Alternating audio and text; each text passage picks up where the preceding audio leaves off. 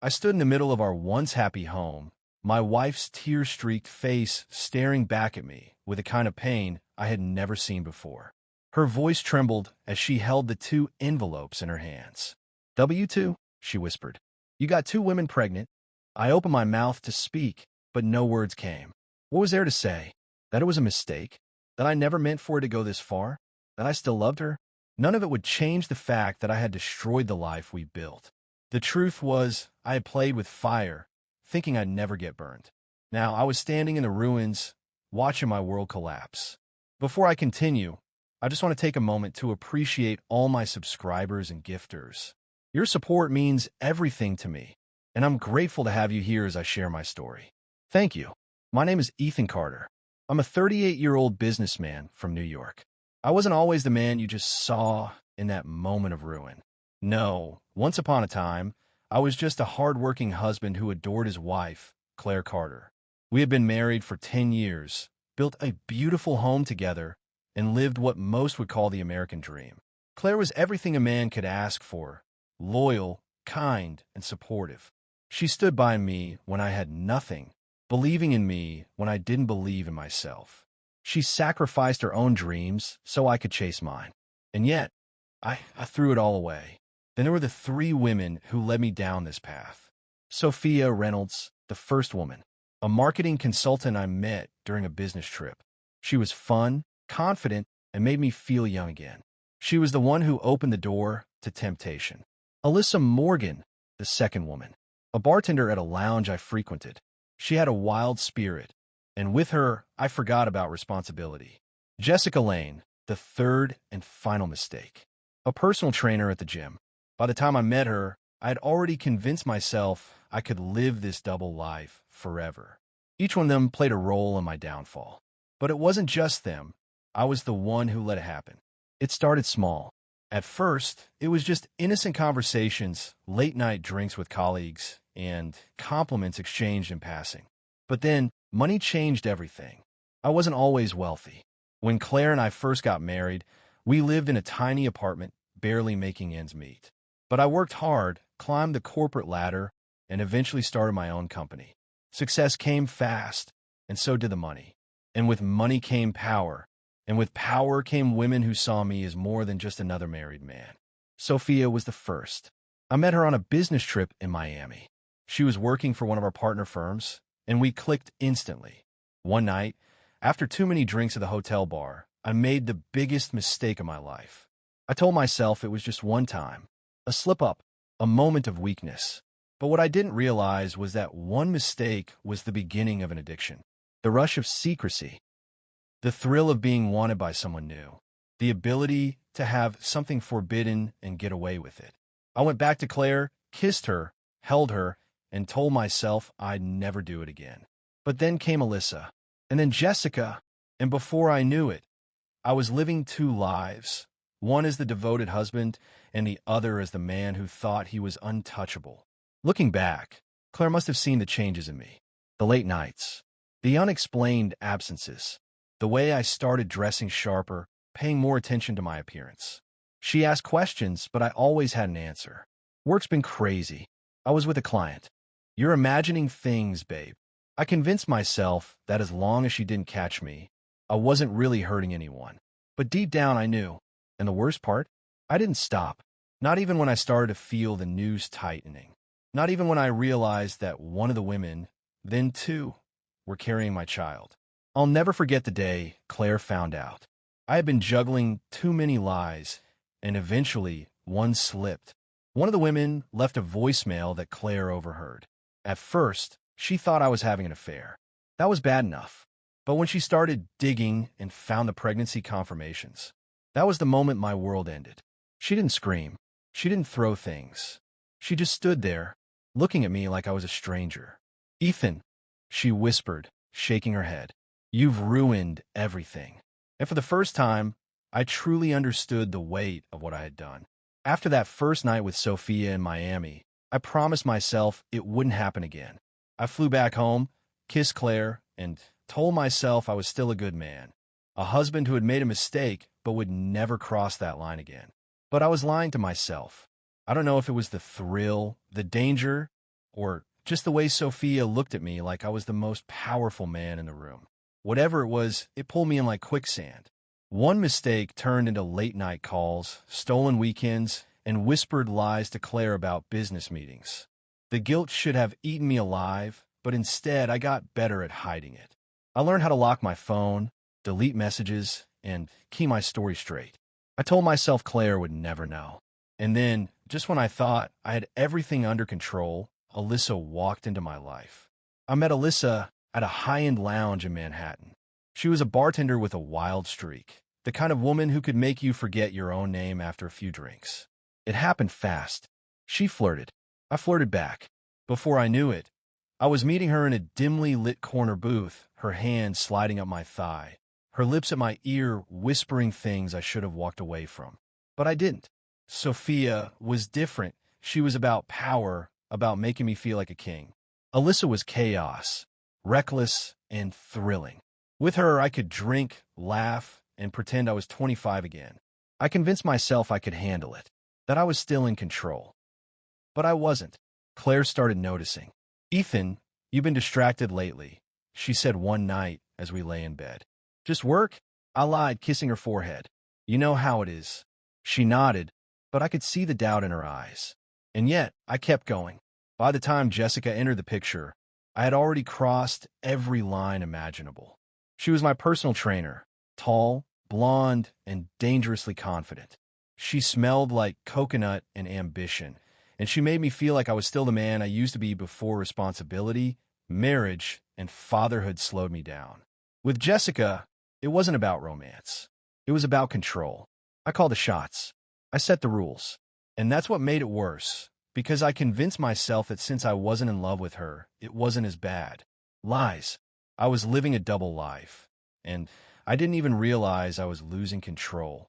The first real warning sign came from Claire. She was in the kitchen one evening, cutting vegetables, when she looked up at me and said, "You smell different." I froze. "What do you mean?" She put the knife down and walked over. "Your cologne. It's not the one I bought you." My mind raced. Was it Jessica's perfume? Alyssa's? Had I slipped up? I switched brands, I said quickly. Figured I'd try something new. Claire smiled, but it didn't reach her eyes. "Since would you like change?" I laughed it off, kissed her, and made a joke. But inside, I felt something I hadn't felt before, fear. She was watching me now, and no matter how careful I had been, I was getting sloppy. The lies piled up. Late nights at work. Business trips that weren't real. Meetings that never happened. I had become a stranger in my own home, and Claire wasn't the type to ignore the signs forever.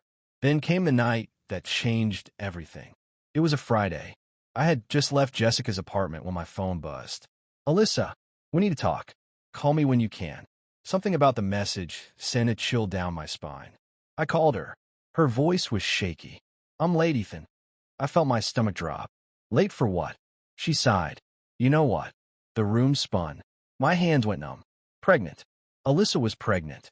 I was still trying to process it when my phone vibrated again. "Sophia, we need to talk." A sick feeling settled in my gut. I called her. Her words hit me like a train wreck. "I'm pregnant, Ethan. 2 women. 2 pregnancies. And a wife at home who had no idea her whole world was about to collapse." I don't remember how long I sat in my car that night, staring at my phone like it might catch fire in my hands. 2 women. 2 pregnancies. It felt like some kind of twisted joke, but it wasn't. I was trapped. I gripped the steering wheel, my heart pounding. I thought about running, just getting in my car and driving until the road disappeared. But I wasn't that kind of man. No, I was something worse. I was the kind of man who thought he could have it all and get away with it. And now, the bill had come due. I didn't go home right away. Instead, I parked outside a bar and ordered whiskey, one glass after another, trying to drown the weight pressing down on my chest. But no amount of alcohol could erase the reality. I had destroyed everything. Claire's discovery. I walked through the front door past midnight, the scent of whiskey still thick on my breath. The house was quiet, too quiet. Then I saw her. Claire was sitting at the kitchen table, her laptop open in front of her, a glass of wine in her hand. She wasn't looking at me. I felt the first prickle of panic. "You're up late." She took a slow sip of her wine. "So are you." I forced a chuckle. Long night.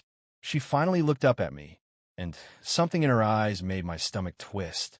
I got a message today, she said, from a woman named Alyssa. The air in my lungs turned to stone. She said she's pregnant, Claire continued, her voice eerily calm. And she thought I should know who the father is. I couldn't breathe. I couldn't think. Then she turned the laptop toward me. My entire body went cold. On the screen was an email from Sophia. Another woman. Another pregnancy. Another confession. My knees nearly buckled. To Ethan. Claire's voice cracked, and that was somehow worse than if she had screamed. My mouth opened, but nothing came out. I had rehearsed excuses 1,000 times before, but there was nothing I could say now. I had seen Claire cry before, but this was different. This wasn't sadness. It was devastation. How long? She asked, her voice barely above a whisper. I swallowed hard. Claire, how long? I couldn't lie anymore. A year, I admitted. Maybe more. She exhaled sharply, like I had knocked the wind out of her. A year, she repeated, shaking her head. And all this time, I thought we were happy. I tried to reach for her hand, but she pulled away so fast it felt like a slap. Don't, she said, her voice trembling. Don't you dare touch me. The anger in her eyes was something I had never seen before. I had broken her. You had a family, Ethan, she whispered. You had me, and for the first time, I truly understood what I had done. I had taken everything good in my life and set it on fire. The days that followed were a blur of silence and slammed doors. Claire didn't speak to me. She didn't look at me. And when she finally did, it wasn't with love. It was with disgust. Then came the hardest part, telling the kids. Our son, Ben, was too young to understand. But our daughter, Emma, she knew something was wrong. Mommy's sad, she whispered one night as I tucked her in. Did you make her sad? I felt like I was suffocating. I made a mistake, I admitted. But I love you, and I love Mommy. Emma just stared at me with those big, innocent eyes. Then why did you hurt her? Her words were a knife straight to my heart. I had no answer. A house no longer a home. Claire packed a bag 2 weeks later. She didn't scream. She didn't throw things. She just left. She took the kids and went to her mother's house. And just like that, my family was gone. The silence of the house was unbearable. I had spent so much time chasing the thrill, the power, the fantasy. Now, I was left with nothing but regret. And the worst part? This was just the beginning of my punishment. I woke up the next morning to an unfamiliar silence. No sound of the kids running through the hallways. No smell of Claire's coffee brewing in the kitchen. Just emptiness. I had spent so much time living in a fantasy, believing I could have it all. The perfect family and the reckless affairs, that I never stopped to think about what would happen when the fantasy ended. Now it had. I walked into the kitchen and saw Claire's note on the counter. Don't call. Don't text. The kids and I need space. My hands shook as I read it over and over, as if the words might change. But they didn't. She was really gone. I tried to act like my life wasn't falling apart. I still went to work, still showed up to meetings, still answered emails like everything was fine. But it wasn't. People started noticing. Ethan, you okay, man? One of my coworkers asked after a meeting. I forced a smile. Just tired. But I wasn't just tired. I was unraveling. Because the hits kept coming. Alyssa and Sophia weren't staying quiet about their pregnancies. Claire might have been the first to find out, but she wasn't the last. By the end of the week, everyone knew. Friends. Family. My coworkers. And suddenly, the man everyone once respected became the man everyone whispered about. I wasn't Ethan Carter, successful businessman and loving husband. I was Ethan Carter, the man who threw away his family for a cheap thrill. Claire came back 2 weeks later. Not to stay, just to talk. She stood in the living room, arms crossed, eyes filled with the kind of disappointment that cut deeper than anger. You humiliated me, she said. You humiliated us. I swallowed hard. I know. She shook her head. No, Ethan, you don't know. You don't know what it feels like to wake up and realize your entire marriage was a lie. To find out your husband wasn't just unfaithful, but reckless enough to get 2 women pregnant. I had no defense, no excuse. I was selfish, I admitted. I was stupid. She laughed, but there was no humor in it. Stupid doesn't cover it. She looked around the house, the same house where we built a life together, where we raised our kids, where she had once thought we were happy. I don't know how to explain this to Emma and Ben, she said, her voice breaking. I don't know how to tell them that their father isn't the man they thought he was. Her words crushed me, because she was right. I betrayed my children, not just my wife. And no matter how much I wanted to fix it, some things couldn't be undone. The sham of the man I had become. I had always believed money made me untouchable. I had power, influence. I had built a life where I thought I could do whatever I wanted and clean up the mess later. But money couldn't fix this. Money couldn't erase the shame on Claire's face. It couldn't undo the looks of pity from my friends, the disappointment in my parents' eyes, or the fact that two women were now carrying my children outside of my marriage. I had fooled myself into thinking I was in control, but I wasn't. I was just a man who had played with fire for too long, and now I was burning. People I once called friends stopped answering my calls. Family gatherings became awkward, filled with forced smiles and whispered conversations behind my back. And Claire? She didn't just leave. She filed for divorce. I got the papers in the mail one morning, and the finality of it hit me like a punch to the gut. There was no fixing this. No getting her back. No erasing the past. I had lost her. And the worst part? I had no one to blame but myself. Alone with my mistakes. The house felt like a tomb. Claire was gone. The kids were gone. The echoes of their laughter had been replaced with silence. And I had no one to blame but myself. I sat in the living room, staring at the divorce papers in my hands. This was real. I had spent months pretending I could juggle my marriage and my reckless affairs, believing I could have it all. Now I had nothing. No wife. No family. And soon, 2 children from 2 different women who would grow up knowing their father as a mistake rather than a man to admire. I had destroyed my life with my own hands. And for what? A few nights of pleasure? A fantasy that never should have been real? The regret was unbearable. Facing the consequences, Claire refused to talk to me unless it was about the kids. Her voice, once filled with love, was now ice cold.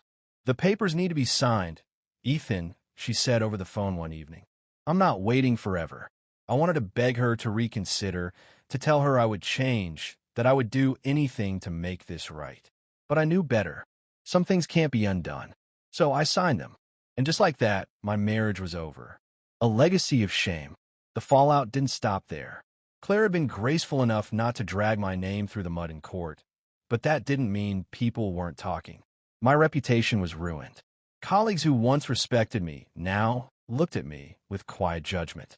Family members who had once admired my success now avoided me at gatherings. Even my own parents, who had always believed in me, struggled to hide their disappointment. My father's voice had never sounded so heavy. I thought I raised you better than this, son. That hurt more than anything, because deep down, I knew I had let everyone down. The women I left behind. Alyssa and Sophia had stopped reaching out, aside from the occasional update about their pregnancies. I had promised to be involved, to support them financially and emotionally, but deep down, I knew the truth. I wouldn't be a father in the way I should have been. I would always be the mistake in those children's lives. A reminder of bad decisions and broken promises. And no amount of money could change that. What I lost. I used to think power meant having control. Control over my life, my choices, and the people around me. But in the end, my power was an illusion. I had spent years chasing pleasure, believing I could keep my family intact while indulging in temptation. Now, I understood the truth. I wasn't powerful. I was weak. Weak enough to let my desires destroy everything I once held dear. And the worst part? I would have to live with that for the rest of my life. I don't know if Claire will ever forgive me. I don't know if my kids will ever truly understand what I did and why. But I know one thing for certain. I will never be the man I once was. Because when you lose everything, you finally see the truth. And the truth is, I was never the man I thought I was. I was just a fool who thought he could have it all.